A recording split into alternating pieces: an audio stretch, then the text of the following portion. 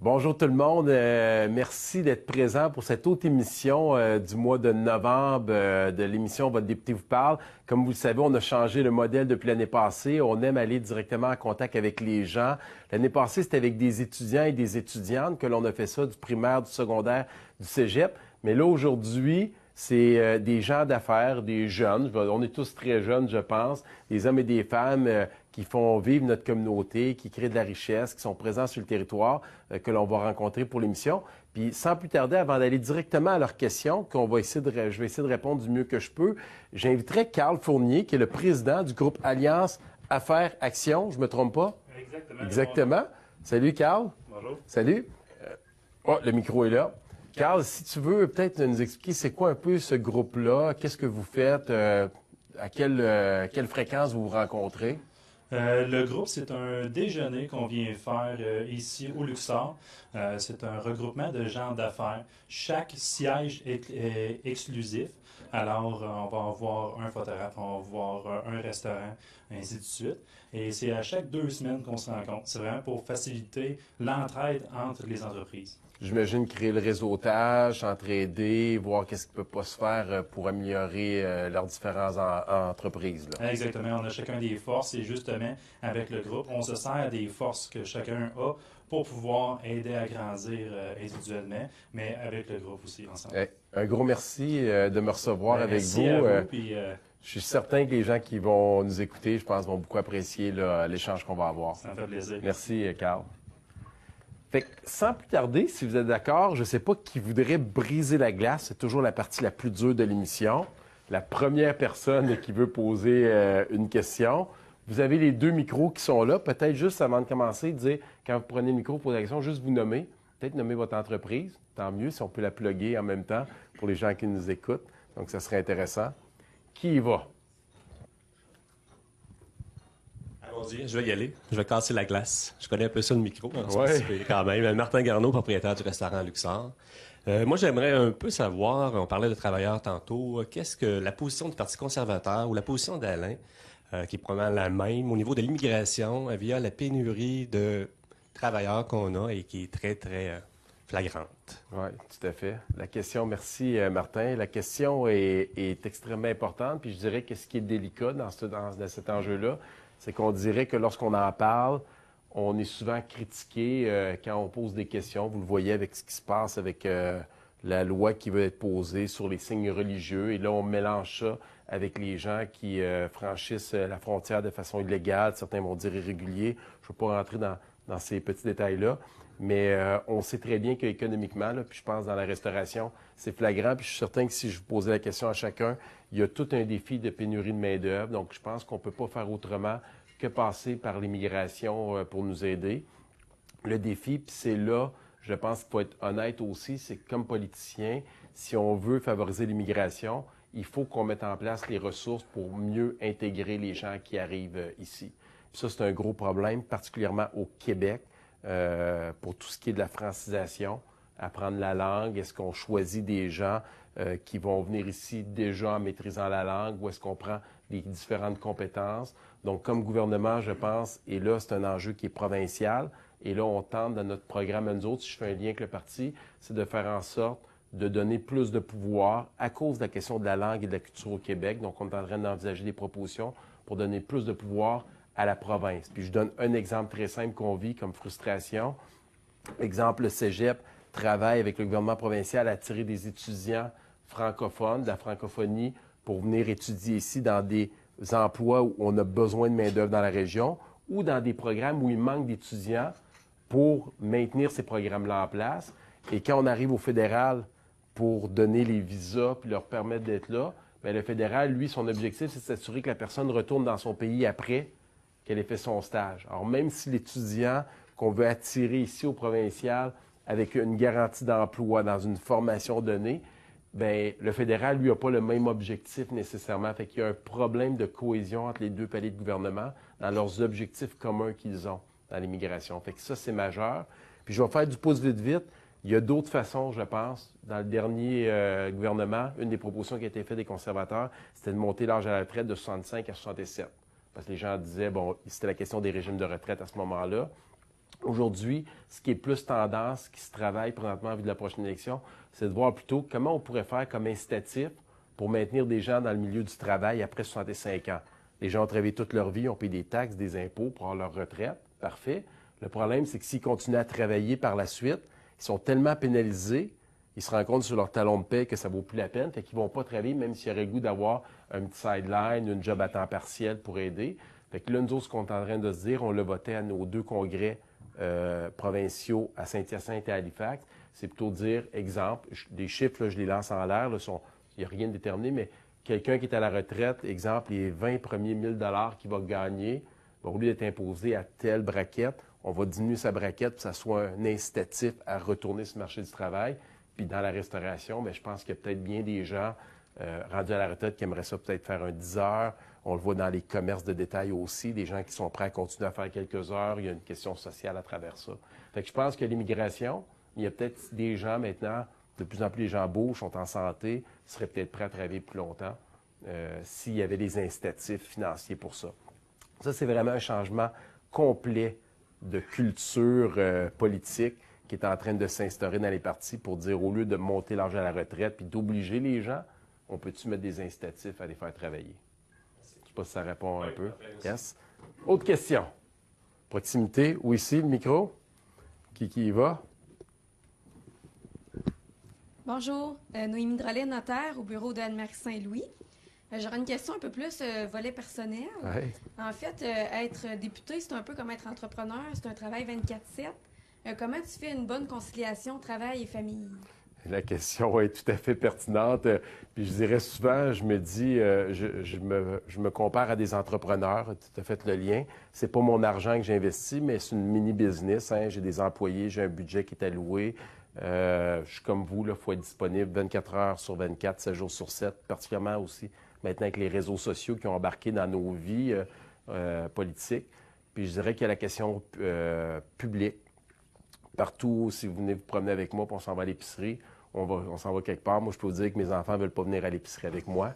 C'est clair. Et moi, je vais aller à l'épicerie et si ça ferme à 10 heures, je vais rentrer à 10 h moins 20, puis je vais aller prendre mes choses vite, vite. Pas parce que j'ai pas envie de voir du monde, c'est que à un moment donné, j'ai aussi ma vie personnelle. Ce que j'ai fait, moi, comme choix, c'était de bouger. Les gens qui me côtoient le savent. Puis j'ai le privilège, j'ai la chance d'avoir une femme qui fait les mêmes sports que moi, on a la même passion. Je dis souvent, sans ça, je ne sais pas où je serais rendu dans ma vie personnelle. Donc, j'ai tenu l'équilibre dans les dernières années, particulièrement les 7-8 dernières années, avec le sport, à me donner une discipline de travail. Sinon, je vous dirais qu'à Ottawa, à Québec, il y a tellement d'opportunités de sorties, de cocktails, qui fait en sorte qu'on tombe dans un cercle vicieux, je vous dirais. Là, on sort, on prend un verre, on mange une bonne bouffe, puis là, on étire les journées, on est fatigué le lendemain.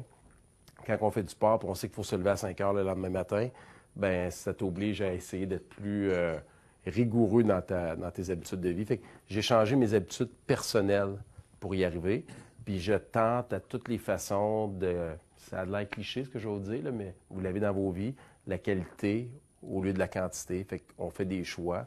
Mes enfants grandissent et on fait le choix. Puis je vais finir avec ça en politique quand j'ai des jeunes qui m'approchent puis ils me disent « J'aimerais ça faire de la politique. Quel conseil tu me donnes? » La première question que je leur pose, « Avez-vous des enfants? » Puis deuxième, « Quel âge ont-ils? » Quand quelqu'un me répond 7-8 ans, j'ai dit non. J'ai dit « Si tes enfants sont pas plus vieux, je dirais minimalement au milieu de l'adolescence, on a 3, 4, 5, laissez faire, attendez, donnez-vous du temps. Puis deuxièmement, est-ce que votre couple est solide? Si votre couple n'est pas solide, je vous l'annonce tout de suite, ça ne t'offrira pas. Fait que, en connaissance de cause, maintenant, prenez votre décision.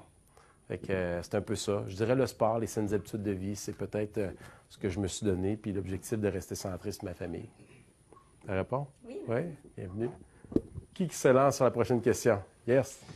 Patrice Marcoux, moi ce matin je porte 2 chapeaux, donc celui d'administrateur de la Chambre de commerce et d'industrie Boisfranc-Érable, puis celui de l'expert en épargne, donc le conseiller en placement qui travaille à la banque. On a vu récemment le gouvernement Trudeau en arrivant à une entente commerciale avec les États-Unis et le Mexique, qui va changer de nom et remplacer l'ALENA. Le monde de la finance a salué cette signature de cette entente-là. Alors que des fois, on a peut-être l'impression que ça a été fait un petit peu à la hâte.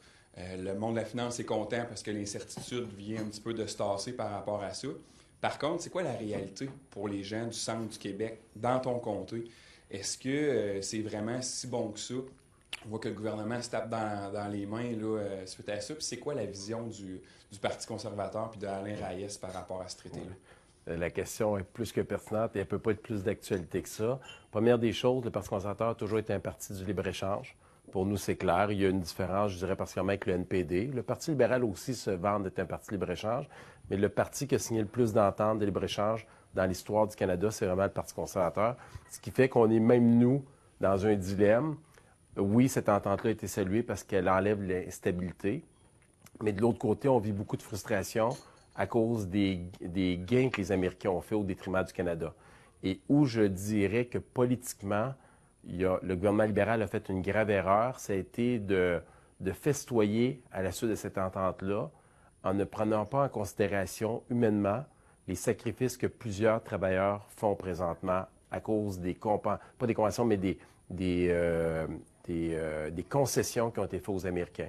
Et là, quand on parle de ma région, là, ici, là, c'est les gens qui ne savent pas, là, au Canada, sur les 338 circonscriptions, la 4e où il y a le plus de producteurs laitiers, c'est ici. Puis on les voit pas beaucoup parce qu'ils sont dans la ferme, puis ils travaillent aussi beaucoup d'heures, puis ils sont pas nécessairement dans les réseaux. Ça vous prendra un siège, quelqu'un du milieu agricole ici, là, à réserver. Ils font tourner l'économie, ils valent beaucoup d'argent, ils travaillent fort, ils ont beaucoup d'employés, ils consomment dans la communauté, ils sont sûrement vos clients dans la plupart d'entre vous. Bien, ces gens-là, ils ont écopé, puis leur industrie est à risque présentement. Donc, c'est sûr, je peux vous dire qu'eux autres, là, ils appellent au bureau, ils nous contactent, puis ils ont l'impression d'avoir été complètement délaissés par le gouvernement. Le secteur de l'acier, on a des entreprises ici, là, dans le parc industriel. L'aluminium, on a une entreprise d'aluminium ici. On se serait attendu minimalement que les tarifs douaniers qui avaient été mis dans un objectif de mettre de la pression sur le Canada pour signer aient été enlevés. Puis le dernier gros élément que les gens ont commencé à voir depuis à peu près quelques jours, c'est la question de notre souveraineté économique. Le gouvernement américain, et ça, je vous l'apprends peut-être, là, ou c'est les gens qui suivent vraiment l'actualité de façon pointue, a mis une clause, la clause 32, je ne me trompe pas, qui est un petit caractère dans le document, qui n'a jamais été mentionné publiquement par le gouvernement libéral dans ses négociations, fait en sorte que si le Canada veut négocier avec un autre pays, comme la Chine, où on sait tout l'impact économique que ça peut avoir, ils ont l'obligation, là, je ne vais pas me tromper dans les dates, mais je pense que c'est 6 mois à l'avant. Je regarde mon là-dessus. Pardon? 30 jours. Moi, j'ai dit 6 mois, c'est 30 jours, d'aviser les Américains qui sont en négociation et les Américains auraient le droit de se retirer de l'accord économique Canada, Mexique, États-Unis par la suite. Ce qui veut dire que ça remettra... En réalité, on a donné une partie de notre souveraineté qui est le pouvoir de pouvoir négocier de gré à gré avec un autre pays. Ça nous prend l'autorisation des Américains pour ça. Puis ça, pour moi, là, c'est un terrain très, très, très glissant et à risque qu'on vient d'ouvrir présentement à partir de maintenant.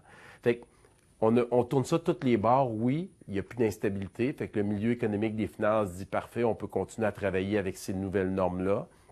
Mais en réalité, on a beau chercher partout. Quand le gouvernement dit on a fait des gains sur la protection de notre culture, il n'y a pas aucun gain, on a juste maintenu ce qui était là.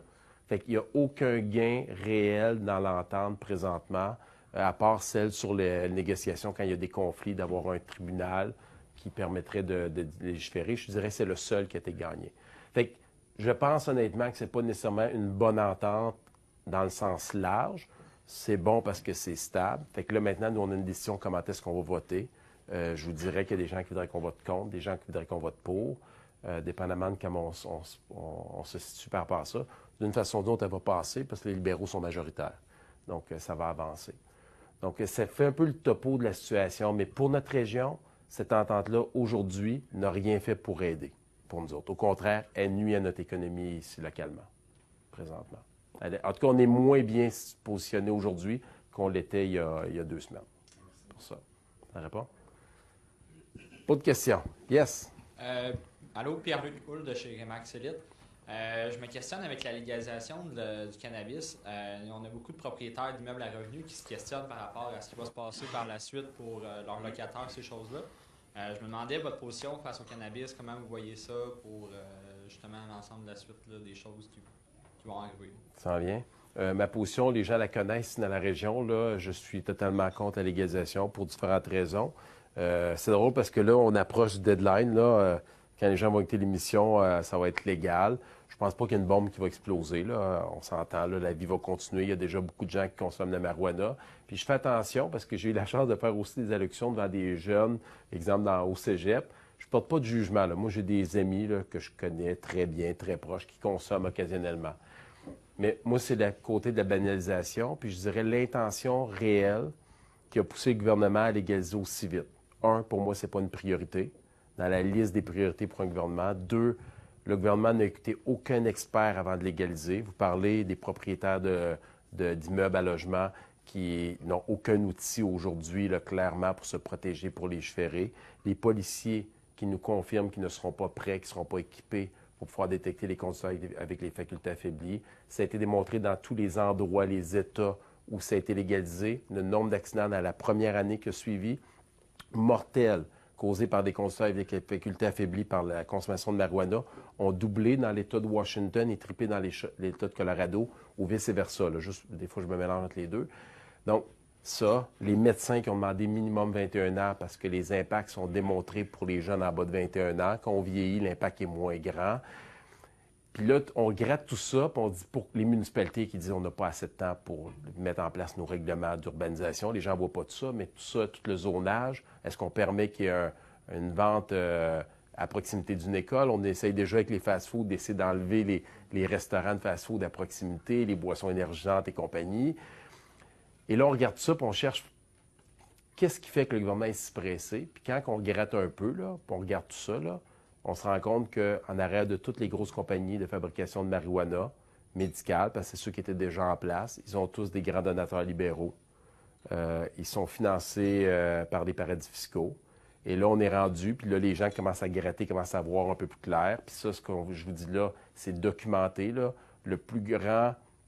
un des meilleurs amis de Justin Trudeau, qui était le directeur des finances du Parti libéral du Canada jusqu'en 2015 à la veille des élections, est un des plus grands actionnaires au monde de fabrication de marijuana médicale. Lui, la journée que Justin Trudeau a dit dans son discours du trône qu'il légalisait, il a fait des millions à la bourse instantanément.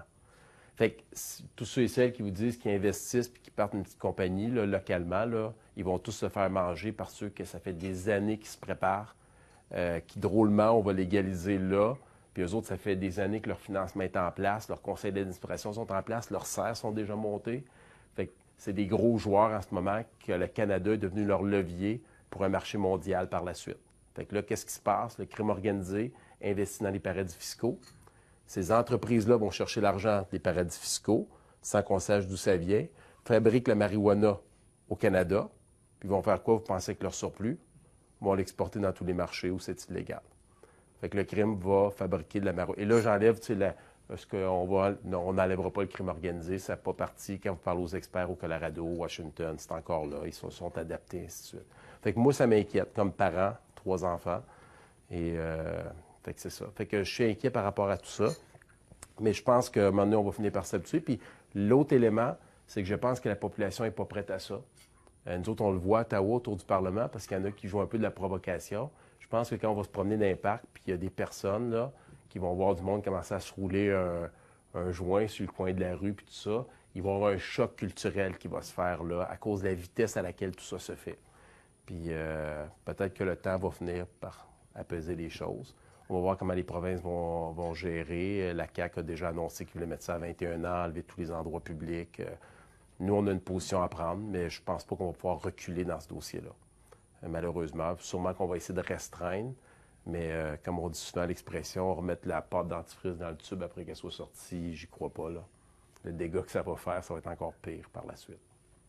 Fait qu'on va falloir apprendre à vivre avec ça, à partir de maintenant. Mais bonne chance pour les propriétaires de logements. À Montréal, là, j'ai quelqu'un qui me disait justement, là, puis il y a eu un reportage, là, les gens commencent à mettre leurs plans, ils les installent à l'extérieur, ça pend au travers des logements, ou ceux qui ont des zones vertes au milieu du logement. Puis là, les gens, ça sent. Fait que là, il y a des gens qui se plaignent, l'odeur. On a tout fait pour combattre la cigarette. Puis là, on rajoute ça sur le tas. Quand j'additionne ça, je me dis, me semble qu'il y a bien des enjeux qu'on devrait gérer. Là. Il y a des enjeux de justice présentement. C'est catastrophique ce qui se passe au gouvernement. Puis ça brette. Puis ça, par exemple, il faut pousser dans le tordeur. Pourquoi? Parce qu'il y a du monde qui s'en met plein les poches aujourd'hui. Puis je ne suis pas gêné de le dire devant la caméra. Qui s'en mettent plein les poches. Maintenant, je dis à la blague, mes amis que je connais, ils disent « Hey Alain, on sait que t'es con, mais là, moi, je veux pas manquer la manne, là, je veux investir à la bourse. Tu me donnes quoi comme conseil? » J'ai dit « Va regarder les conseils d'administration, ceux qui ont le plus de libéraux, investis là. » C'est mon running gag aujourd'hui. Moi, je n'irais pas investir. Mais honnêtement, si j'avais à investir, je regarderais le conseil d'administration publique, je dirais « Oh, lui, il y a 3 libéraux là-dedans connus. » J'investirais là. Bon. Je ne vais pas jouer une poursuite après ça, mais on verra. Vous savez qu'il y a 2 députés qui ont questionné, je n'ai pas nommé la personne tantôt, puis qui ont 2 poursuites qui leur prennent au bout du nez. Parce qu'ils ont questionné ça publiquement. C'est beaucoup. Imaginez, là, c'est le monde entier maintenant. Là. Quand le Canada, ils vont se revirer pour développer d'autres pays, là, ils vont dire « Hey, checkez le Canada. » C'est fini, là, la boule va partir. Là. C'est le plus gros lobby au monde. Là. Les gens parlent du lobby des armes à feu aux États-Unis, le lobby de la marijuana, là, c'est gros. On ne peut même pas imaginer comment c'est gros. Là-dessus. On va t'appeler pour que tu nous aides à identifier. Non, je vais vous laisser faire le travail. Si vous êtes assez brillant, vous allez les trouver très, très vite. Juste à googler, je le dis, vous allez toutes les trouver. Autre question? Carl Fournier de FP Production. Nous, on opère des drones de façon légale, Ouais. mais beaucoup de drones illégaux. Puis on a eu un accident là, à Québec il y a plusieurs mois. J'aimerais connaître votre position sur les drones illégaux. Oui. Premièrement, je ne suis pas un expert dans le domaine, mais j'ai participé au comité en ce moment. Le ministère des Transports a déposé un projet de loi pour légiférer par rapport à ça. Cependant, ce que l'on constate lorsqu'on regarde vite le projet de loi-là, c'est beaucoup pour une question de sécurité aux abords des aéroports principaux. Et on serait surpris, là, je pense que tu en sais quelque chose, Carl, on serait surpris de voir le nombre de drones qui volent à la proximité des aéroports principaux. Et il y aurait un réel danger par rapport à ça. L'autre danger qu'on a, c'est les gens dans le milieu commercial qui veulent développer des marchés avec ça et qui combattent des citoyens là, qui s'en vont chez Best Buy ou n'importe où s'acheter un drone. Là. C'est devenu presque le cadeau à la mode l'hiver passé, à Noël passé.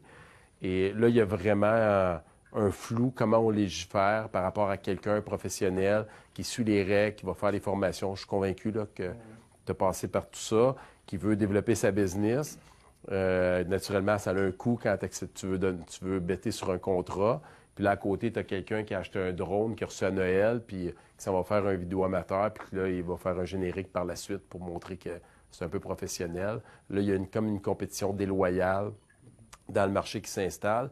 Puis là, quand on gratte, puis on cherche les réponses du ministre ou des experts qui disent, bien, il faut que tu appelles le 911. Puis tu appelles la police là, pour ça, pas le 911 pour dire qu'il y a une urgence, mais tu appelles la police. Mais j'essaie d'imaginer aujourd'hui quelqu'un qui appelle la police à la Sûreté du Québec et dit, oh, là, il y a un drone qui vole, qui fait un travail qui est illégal, qui n'est pas commercial, puis qui vend ses services. Pas sûr que dans la priorité 1 des policiers, ça va être là. Cependant, une des raisons pourquoi je suis profondément convaincu qu'il faut légiférer, c'est on a parlé de questions de sécurité, exemple avec les avions qui volent dans le ciel, mais il y a la question de la vie privée. Ces drones-là, je peux vous dire des histoires, même quand j'étais maire, on en a vécu, là. Les caméras, c'était pas des drones dans ce temps-là, mais c'est les caméras de sécurité que les gens mettaient pour protéger leur demeure, leurs acquis. Mais drôlement, la caméra était spotée sur la piscine du voisin. Puis là, il y a quelqu'un qui checkait la fille en bikini, exemple, ainsi de suite. Puis là, lui, il dit, ben moi, je protège ma propriété. La caméra passe au-dessus, ainsi de suite. Et là, on s'est rendu compte vite qu'on n'a pas beaucoup d'outils. On a le règlement, mais après ça, comment on fait pour l'appliquer par la suite? Fait que, quand on rajoute tout ça, on rajoute les drones qui volent dans le ciel, ainsi de suite, je pense que là, il y a vraiment une obligation à trouver une réglementation qu'on va être capable d'appliquer pour faire respecter ça. Juste le fait, là, je ne suis pas au fait exactement, mais je pense que chacun qui a un drone est obligé de l'identifier, clairement. COAS, un permis permanent, puis on doit faire avec Transport Canada, des assurances. C'est ça. Mais le commun des mortels qui va s'acheter, j'allais dire chez Radio Shack, ça n'existe pas, là, mais à la source, là, ou par Internet, un drone, bien lui, il est conscient, il n'y a aucun avis qui lui est donné. Est-ce qu'on ne devrait pas obliger tous ceux et celles qui vendent à donner un dépliant d'informations pour s'assurer qu'au moins que tout le monde soit bel et bien conscient de l'obligation qu'il a légale. Je pense qu'il y a un travail qui devrait être fait de légifération de la part du gouvernement, puis c'est un enjeu qui est carrément fédéral. Donc là, on attend de voir comment ça va finir là, mais ça devrait, je pense, être une avenue qu'on devrait envisager minimalement d'informer les gens de leurs obligations qu'ils ont, même s'ils sont des consommateurs amateurs là, pour le plaisir, là, par rapport à ça. C'est le plus loin que je suis capable d'aller avec mes connaissances dans le dossier. C'est très bon. C'est drôle. Oui. Gabriel Thériault, avocat chez Gagné Bélanger Thériault. Monsieur Reyes, parlons développement économique régional. Comment vous voyez ça dans une perspective du comté de Richemont-Tabasca?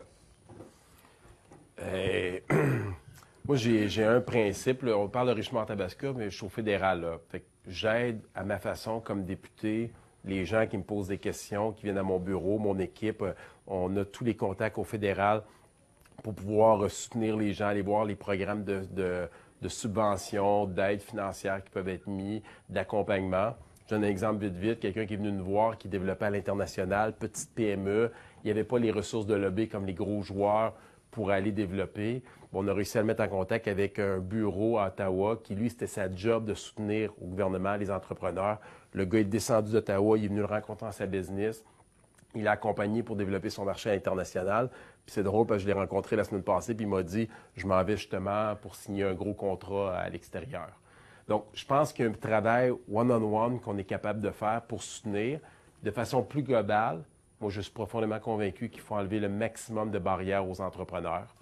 Moins de taxes, c'est plate ce que je veux dire. Il y a des gens qui vont me critiquer, mais moi, je considère qu'on paye trop de taxes, trop d'impôts, que la paperasse est trop lourde. Il devrait y avoir des mesures qui sont mises en place pour enlever le maximum d'irritants.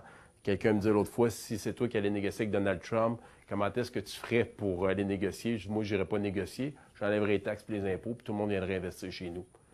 Puis il jasera comme il veut tout seul. Fait que c'est mon image de ce que je peux donner, de ce que je crois devrait être l'aide des gouvernements aux entrepreneurs, au commerce, à tout le reste. Merci beaucoup d'avoir été avec nous cette semaine.